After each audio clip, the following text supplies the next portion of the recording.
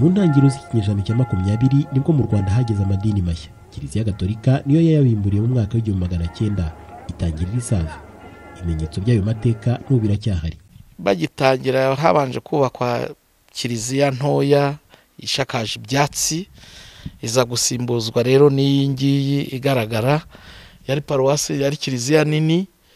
Igihe kiza kugera rero iragwa, hasigara uru rukuta urebye n'uru rukuta rwasigaye. Kubungabunga amateka y'u Rwanda muri rusange ariko byo ntibyakozwe.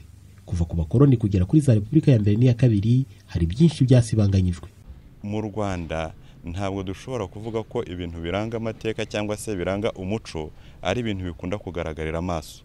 Hariho ibindi bigenda muri iyo mbaga, mu mbaga nyarwanda. Ibyo rero nibyo abazungu baje, yaba ari abakoroni ariko cyane cyane bajyanye n'abihaye Imana, kugira ngo babisenye babashe kuko kubona umusingi nyawo w'ubukoroni n'ibyerekeranye n'imyemerere yari ivuye i Burayi. Ikiro nicyo babanje gusenya gikomeye cyane. Tuzi ko igihe ubukoroni bwari butangiye, umwami Musinga abazungu baramujurajuza, arajurajura, bamucira i Kamembe kugeza igihe akomeje agera aho muri Kongo y'ubu ngubu i Moba. Amaze kugenda aho yari atuye i Nyanza, niho haje kubakwa kiliziya ya Kristo umwami.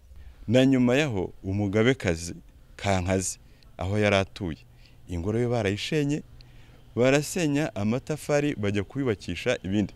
Bizwi ko komine yitwaga Nyamabuye, Igitarama icyo gihe ari yabigezemo uruhare cyane. By'umwihariko politike mbi inyuma y'ubukoroni, abantu bumvaga ko kwigobotora ingoyi ya gikoronize ari ugusenya ibimenyetso by'amateka byose twari dufite, cyane cyane ibirebana n'ubwami. Nk'amazu y'abatware yagiye asenywa akubakwamo ibiro bya komine. Amateka y'u Rwanda rwo hambere agaragaramo n'ubumenyi bwabafashaga mu mibereho ya buri munsi. Ku gihugu icyo ari cyo cyose ngo gutakaza ibimenyetso ndangamateka bigira ingaruka mbi. Mu mateka y'u Rwanda tuvuga ko Gihanga wahanze u Rwanda yaruhanze mu mwaka ugana mu mwaka w'igihumbi.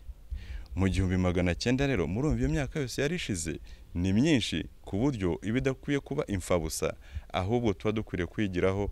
Nakaga ni igihombo kuba kuri twebwe tubibona, ariko ni igihombo gikabije ahubwo kuba bashobora kuzigiraho amateka bazaza badukurikiye. Ni hahandi tuvuga ngo utazahava ntamenye yajye.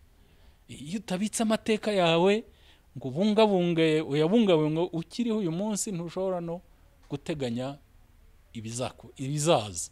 Mu rwego rwo kwirinda ko amateka y'u Rwanda yasibangana, ikigo cy'igihugu cy'ingoro z'umurage w'u Rwanda mu mwaka w'2017 cyakoze ubushakashatsi bwerekanye ko hari ahantu 145 habitse amateka n'umurage by'u Rwanda. Mu mujyi wa Kigali habonetse ahantu 19, mu ntara y'Amajyaruguru 24, iburasirazuba 31, kimwe no mu majyepfo na iburengerazuba haboneka ahantu 40. Ubushakashatsi kandi ngo buracyakomeza. Fronto Amaseni Manishimwe, Televiziyo y'u Rwanda i Kigali.